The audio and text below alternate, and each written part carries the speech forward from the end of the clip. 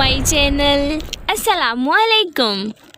हमारा आज का बेबीज बॉयज़ नेम है अफरोज़। अफरोज़ के इंग्लिश में स्पेल्स हैं AFROZ, अफरोज़।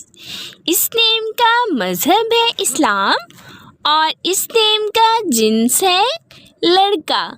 ये एक इस्लामिक नेम है और ये लड़कों के लिए रखा जाता है नाम अफरोज़।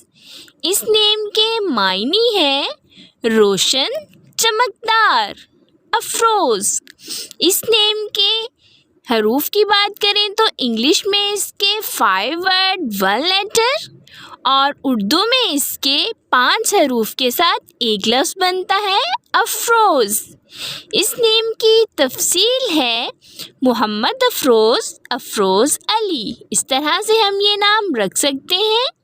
आप भी अपने नाम का मायने जानने के लिए कमेंट्स में अपना नाम लिखें और मायने जानिए, और अपने नाम की स्पेशल वीडियो बनवाने के लिए भी आप मेरे कमेंट बॉक्स में अपना नाम कमेंट कर सकते हैं। And please subscribe my channel, like, comment and share.